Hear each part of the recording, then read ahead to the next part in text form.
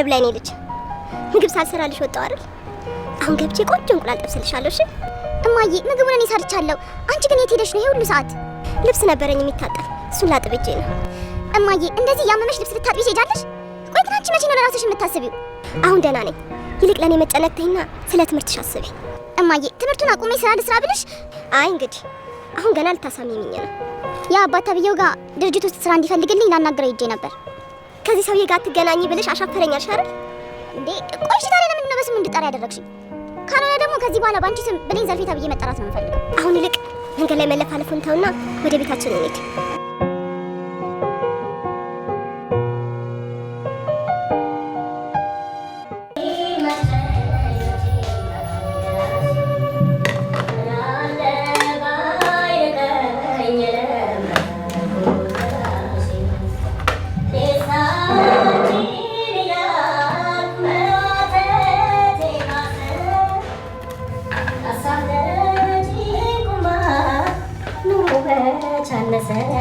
እንዴት ናችሁ? ዋው አንተ እንዴት ነው ድምጽ ባከ?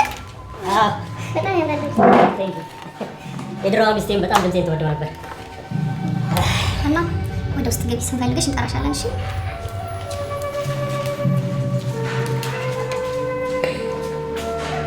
ገርማል ጋሽ ሰለሞን፣ እኔና የልጄ እናቴ ቴዎድሮስ ታደሰን ሙዚቃዎች በጣም ነበር የምንወድ የነበረው። ብዙ ትዝታ አለን። ማዕድ ላይ ሙዚቃ ማንጎራጎር እኮ በጣም ነው። ተረጋጊ ሰላም፣ ምን ሆነሻል? ሰሌ እውነቱን ነው። ተረጋጊ እንጂ ነው ወይስ ለጋሽ ሰለሞን የምትነግሪው ነገር አለሽ? ለኔ ደግሞ ምን ልትነግረኝ ትችላለች? እኔ እና እሷ ተወራርደን ነው። ምንድነው የተወራረዳችሁት? በያ ንገሪው እንጂ ጋሽ ሰሌ እኮ እየጠበቀሽ ነው። ምንድነው ሰላም፣ ችግር አለ እንዴ? ወይ የጨዋታችንን ህግ አፍርሽ እኔ ልንገረው? እናንተ ሰዎች ምን ሆናችኋል? እያስጨነቃችሁኝ እኮ ነው። መናገር የምትፈልጉትን ነገር ለምን በግልጽ አትነግሩኝም? አይ እኔ እኮ ሰሌና አፈቅርሃለሁ ስለው እሱ መልሶ እኔም አፈቅርሻለሁ ይለኛል ስለው እዛ ነው የተወራረድነው። በቃ ምን እውነቷን ነው። ድንገት አፈቅርሃለሁ ብትይው ደግሞ ይሄንን ያልሽው ምን ፈልገሽ ነው ይልሻል ነው ያልኳት። እና አንተ ምን ብለህ ተወራረድክ? ያው እኔማ ድንገት አፈቅርሃለሁ ስትይው ዘሞ ዛሬ ይሄን ያልሽው ምን ፈልገሽ ነው ይልሻል ያልኳት። አይገርምም? እኔ መቼም እንደዚህ ያላት የኔ የሆነ ሁሉ የእሱ አይደለም እንዴ? የኔ ፍቅር በጣም ወድሻለሁ። የኔ ፍቅር፣ የኔ እንቁ። ታሪ ገርማል ፍቅራችሁ። ታሪክ ምን ሆነሃል? እጅ ነው ተቀረህ እኮ። እኔ እንጃ ቸር ትናንት አልነበርኩም አልመጣሁም። ጸጥታ። ለምን ነበር እጅ ነው ያወጣው? እንትን ምንድነው መጸዳት ሽንት ቤት ማለት እርሶ ቢፈቅዱልኝ ብዬ በትህትና ጠይቃለሁ። ይሻላል። አንቺ ምን አለብሽ? እኔ እዚህ በፍቅርሽ እንዳለሁ ሳቂ። እንዲሁ በምን ቀን የሆነ አንቺን አይቼ የተለከፍኩት። ሳቋ ደግሞ እንዴት ያምራል። አንድ ቀን ግን ህልሜን ሆነ አድርጌው የውስጤን ተነፍስልሻለሁ። ቢያንስ ማርክ በቀንሽብኝ። ልጄ ብሌንዬ፣ ምሳቃሽን እኮ ረስተሽ ነው የመጣሁሽ። ይዤልሽ መጥቻለሁ።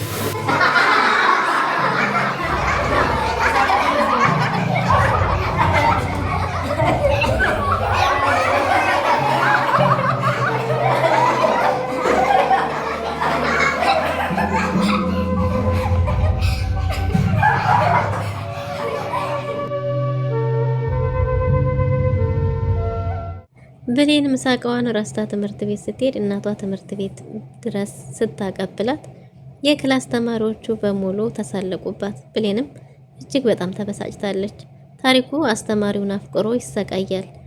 ቁሞ ተቀምጫል ይላል፣ ተቀምጦ ቁም ያለው ይላል። እጁንም እንደ ባንዲራ አውጥቶ ያውለበልባል። አይ ታሪኩ የማይፈቀረውን አፍቅሮ እንዲህ ይሰቃይ። ሰላም ሰላም! ውድና የተወደዳችሁ ውድ ቤተሰቦች እንደምን አላችሁ? በያላችሁበት የዓለም ዳርቻ ሰላማችሁ ብዝት ትርፍ ይበልኝ እያልን ዛሬም በአዲስ ወደ እናንተ መተናል። እናንተም በቅንነት ላይክ፣ ሼር፣ ሰብስክራይብ እያረጋችሁ ታበረታቱን ዘንድ በትህትና እንጠይቃለን። ቤተሰብ ላረጋችሁንም ከልብ እናመሰግናለን። የልጅነት ፍቅር ተከታታይ ድራማ በባለፈው ክፍል እንዴት ተመለከት ነው። አማጌጤ ሮቤል አማጌጤ የሚባል ቅጠል እጅግ በጣም ሽታው የሚረብሽ ትምህርት ቤት ይዞ ገብቶ በስማቸው እግር ስር ስማቸው በሱ እግር ስር አድርገው ትምህርት ቤቱ እጅግ በጣም ሽታው መጥፎ ስለነበር አስተማሪውም ተናዶ ወደ አስተዳደር ቢሮ ወስዷቸው ነበር። አስተዳደር ቢሮም በሄዱበት ወላጅ አምጡ ሲባል ይሄ እንዴት መቀጫ ሊሆን ይችላል? እንዴት ለእንደኔ አይነት ታታሪ ጉንቱ አስተማሪ በሽልማት ፈንታ አማጌጤ ይገባዋል? እኔ ትውልድ ለመቅረጽ ብዬ ራሴ ፈራርሼ ልቅር ወይ? እንዴት ነው እንደዚህ አይነት ቅጣት ሊሆን የሚችለው? ወላጅ አምጡ ቢልም የትምህርት ቤቱ አስተዳደርም እኛ አሁን ከዚህ ትምህርት ቤት ብናባራቸው የልጆች መጨረሻ ጣፈንታቸው ምን ሊሆን ይችላል? የበለጠ ዲሲፕሊናቸው ይበላሻል ከዚህም በላይ የሚል አይነት መልእክት ነበር ያስቀመጠው። አስተማሪውም እጅግ በጣም ተናዶ ክላሱን ጥሎ ቢሮውን ጥሎ ወጥቶ ነበር። እናም እንግዲህ አሁን ላይ ከሴቶች ብሌንና ኤዴን ከወንዶች ደግሞ ታሪኩና ሮቤል አስቸጋሪዎች ቢሆኑም እንግዲህ እንደ ባህሪያቸው ወላጅ አምጡም እያሉ እንዲሁም እያሉ ሁሉን ችለው አስተማሪዎቹ እየተጋፈጡ ይገኛሉ። አይ አስተማሪ። እናም በባለፈው ክፍል እንደተመለከት ነው እንግዲህ አንድ ሴት አስተማሪ ወደ ክላስ ስትገባ ታሪኩ ፈዞ ቀርቶ ነበር። የማያውቀውን ሁሉ የሮቤልን ደብተር እያየ እሱ እንደሰራው አይነት ነገር በባለፈው ክፍል የተማርነው ምን ነበር ሲባል ሁሉንም መርጠው ደረቅ እያጋጨ ይመልሳል። በዛውም እንግዲህ ከአስተማሪቱ ጋር መልካም እይታን ወይም አቀባበልን አግኝቷል። ምክንያቱም ያው ተሳታፊ በሚለው ማለት ነው። እናም እንግዲህ በባለፈው ያረገውን ባሁንም በባለፈው ክፍል ግማሽ ክፍለ ጊዜው ነው ተው ስለነበር አልተማሩም። እናም በዛሬውም ሮቤልን እጁን ሲያወጣ ተው እኔ በዛሬው እንትን አላልኩም፣ የቤት ስራ አልሰራሁም፣ አልነበርኩም ታውቃለህ፣ ስለዚህ ምን ልመልስ ነው ቢለውም እሱ ሀሳቡ ከሷ ጋር ስለሆነ እጁን አውጥቶ ዝም። እናም ታሪኩ ሁሉም ጸጥ ባለበት የሱ እጅ ብቻ ሲውለበለብ እንዴ ምን ሆነህ ነው ታሪኩ እጅህን አውርድኝ፣ እጅህን እኮ አውጥተሃል ስትለው እንዴ እኔ አውጥቻለሁ ይላል። አዎ እጅህን አውጥተሃል እኮ። ከዛም ተነስቶ አልነበርኩም ነበርኩ ከፈቀዱልኝ ሽንት ቤት ላይ እርሶ አንዴ አንቺ አንዴ አንተ እያለ ልሽ ነው አይልሽ ነው። አይ ታሪኩ ቢቀርበትስ እሷ ስስቅ ደግሞ በእኔ ስቃይ አንቺ ስቂያለሽ። አንድ ቀን መናገር አይቀርም ሀሳቤን መግለጼ፣ ነገር ግን ማርኬን ብትቀይሪ ነው ብትቀንሽ ነው ምን ታመጫለሽ እያለ ብቻውን መውተምተሙን ተያይዞታል። ተማሪ ሁሉ ቢስቅበትም ለሱ ምንም ደንታ አልሰጠውም። በሌላ በኩል ብሌን እንግዲህ ሀብሏን ይኸውና ለልዴቴ የሰጠችኝ ሀብል ተብሎ የተመለሰላት ብሌን አሁን ላይ ለዛ ስማቸው ለጅሉ አፍቃሪዋ በሙድ ገብታለታለች። ስልኩን ተቀብላ የማይሆን ልትሰራው የፈለገች ትመስላለች። ምክንያቱም የማይወደኝን ስከተል አንተ የምትወደኝን ማጣት አልፈልግም። አንተንም ሆነ ብሌንም ለወቅሳችሁ አይደለም የመጣሁት። ሀብሉን የሰጠችው ብሌን ናት። ለሷ የሰጣት ደግሞ ማን ነው? በያ ነው። ስለዚህ ደግሞ ይሄን ሁላችሁንም ለወቅሳችሁ አይደለም። እሱን ትከተል አንተን አፍቃሪ ማጣት አልፈልግም እንቀጥል ስትለው አንቀጥል እያለ አይ በፍቅር ስትለው ተስማምቷል።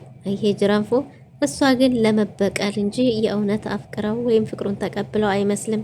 እሱም ደግሞ ተስማምቶ በተግባር የምታሳየውን ከጎኑ ያለችውን የምትጠብቀውን መልካም አፍቃሪውን ትቶ የማይፈቀርን አፍቅሯል። እሷም እንግዲህ ብሌንም ራስሽን ጠብቂ፣ ቢያንስ መነጽርሽን ማውጪ፣ ጸጉርሽንም ታሰሪ፣ ሁለታችሁም የሀብታም ልጆች ናቸው፣ እስቲ እሷን ተመልከቻት፣ እሷና አንቺ እንዴት ናቸው ብላት እንግዲህ ጸጉሯን ተሰራርታ ፏ ብላ ብትመጣም እንዲሁም ጭራሽ አልፎ ተርፎ ብሌንን ኤዴን አትናገሪብኝ ብሎ ተገንም ቆሟል። አፍቃሪውም ተናዳ መነጸሯን በቃ ተይው እኔም እሱን ሰው ነው ብዬ የምወደውን መነጸሬን አውጥቼ መምጣቴ ብላ መነጸሯን በብስጭት ለብሳ ቁጭ ብላለች። እሷም እንግዲህ ኤዴንም አሁን ላይ ስልኩን ቁጥሩን ተቀብላ መበቀያ ያገኘው የምትል ትመስላለች። ብሌን ከቤት ወደ ትምህርት ቤት ወደ ቤት ስትሄድ አባቷን የተለመደ ቦታ ታገኘዋለች፣ አባት የሚባለውን። ከዛም ምንድነው ምን ሆንሽ ሲላት ወላጅ አንጭ ተባልሽ ዛሬም ትምህርት ቤት ቢላትም በእውነቱ እኔ ትምህርት የማቋረጥ አልፈልግም፣ ተጨማሪ ስራ ግን እፈልጋለሁ፣ ሽንት ቤት ማጠብ የሚሆን ጽዳት የሚሆን ምንም ካገኘህልኝ እባክህ ወላጅን አሞብኛል ስትለው እንዴ እኔን አይደለም አይደል ሲላት እናቴን ወላጅን አሞብኛል ምን ሆና ነው ቢላትም እንግዲህ ብርድ መቷት ይሁን ጽዳቱ ከብዷት ይሁን አላውቅም፣ ማሰያሰላት ነው፣ በጣም ታማብኛለች፣ አልቻለችም፣ ደክማለች፣ ማገዝ እፈልጋለሁ ስትለው እኔ ልርዳሽና ቆንጆ ሐኪም ቤት አሳክሚያት ቢላትም እኔ ያንተን እገዛ አልፈልግም ብላለች። እኔ ያንተን እገዛ ሳይሆን መስራት ነው የምፈልገው ብለው ስራ እንዲፈልግላት ብትጠይቀውም እኔ እኮ ጽዳትም ቢሆን አለን እኔ እኮ ልገዝሽ አይደለም ልርዳሽ አይደለም ያልኩት ቢላትም አልተስማማችም። እናም እንግዲህ የሚስቱ አፍቃሪ የልጅነት ፍቅረኛዋ ወይም አሁን ያክስት ልጅ የሆነው ድንገት መጥቶ ሲያገኛቸው የሚስቱ ዘመድ እንደሆነች ብቻ እሱም አቶ ሰለሞንም ቀለማመዴ ነገር ግን በቃ ውረድ እንገናኛለን ሲላትም እንደ ሚስት እንዳሰማብነው ለሚስት እንዳይናገር የተባለው ዲያጊ ይችን ጫፍ ይዞ ወደ ቤት ሄዷል። አቶ ሰለሞን ጋር አወራርተው ድርጅቱን እንዴት እንዳየው ሲጠይቀው ድርጅቱ እጅግ በጣም ያማረና የተዋበ እንደሆነ አቶ ሰለሞን መልካም እንደሆነ ይቺ ልጅቱ ደግሞ ወላጅ የሌላቱና እሱ የሚያግዛት እንደሆነች ተናግሯል። ዲያጊንም ደግሞ ወንድነቷን ለክፋለሁ ብሎ መልከፍ እንዴት እንደሆነ አሳይተዋለች። ጀግንነቷን አሳይተው እንዴ እነዚህችማ ውስጧ 3-4 ወጠምሾች አሉ እያለ እሱንም አስደንግጠው ነበር። ብሌን ኃይለኛና ጀግና ብትሆንም በእናቷ በኩል ግን አችልም። ደካማ ጎኗ እሷ እናቷ ናት። እና እንግዲህ ዲያጊም ወደ ቤት ሄዶ ቆንጅዬ ሴት ጋር እንደነበረ ቢነግራትም እሷ ምንም ድንገት አላለችም ሰላም። ምክንያቱም እየቀለደ ስለመሰላት ደጋግሞ ሲነግራትና በእናቱ ምሎ ሲነግራት በእናቱ ከማለማ አይዋሽም ግን ምረዳትና እየረዳኋት ማስተምራት ናት ብሎ አለም ስትልና ልጅቱን የእውነትህን ነው ብትለውም እንግዲህ እኔ አልዋሸሁም ምየልሻለሁ አላት። እናም እንግዲህ ካልሆነ ነግረዋለሁ ስትለው እስቲ ንገሪው እሱን ካረግሽ እሱ እንኳን ባያባረኝ እኔ በራሴ ሄዳለሁ አርጊ ብሎ ተወራረዱ። አቶ ሰለሞን ሲመጣ ግን ሀሳባቸውን ቀየሩ። በሱ ነበር እንደውም የኮለኩ እንድትናገር የገፋፋት። በይ ንገሪዋ ንገሪው ወይኔ ልንገረው ሲል አቶ ሰለሞን ግራ ተጋብቶ ምንድነው የምትነግሩኝ? ግራ አጋባችሁኝ እኮ እናንተዎች ምንድነው እያለ ቢጠይቃቸውም ከዛ በይ ንገሪው በንገሪው መካከል ብዙ ሰዓቶች ተቆጠሩ። እባካችሁ ትነግሩኝ እንደው ንገሩኝ ምንድነው ብሎ ሲቆጣ እንግዲህ እኔ አፈቅርሃለሁ ብዬ ስለው እኔ ደግሞ አይ ምን ትጃጃያለሽ ነው ምን ታያለሽ ብዬ ነው ያልኳት ሲል ለምን እንደዛ አላታለሁ ሰላምዬ እኔ እውነት አፈቅራታለሁ ብሎ እውነት መስሎ ተቀፋ አረጋት። አይ ጅራንፎ ሰለሞን እውነታው ግን እንደሱ አይደለም ከሴት ጋር ዲያጊ አይቶሃል ብለሽ ንገሪው አይነት ነበር ያላት። ግን እንደዛ ብዬ ብለው ይባረርብኛል ብላ ስላሰበች ይመስላል ሰላም ሐሳቧን የቀየረችው። ሻወርም ስትወስድም ሆነ በየቦታው ይከታተላታል። በዛ ላይ ደግሞ ማንጎራጎርንም ቀጥሏል። በእንጉርጉሮው ሀና ተማርካለች፣ ድምጹን ትወድለታለች። እሷንም መክሊቱን አግዡ በዚህ ድምጹ መክሊቱን ይፈልግ ብላ ነግራታለች። በስራሽን ስሪ ብላ ሰራ አጋጇ ጆፌ እንደጣለችበት ነገረችው። ታዲያ ምን አሻሽ ቀናሽ እንዴ ብሏት መቅናቷንም አረጋግጧል። ፍቅሩ እንዳልወጣላትም እያረጋገጠ ይመስላል። በሌላ በኩል እንግዲህ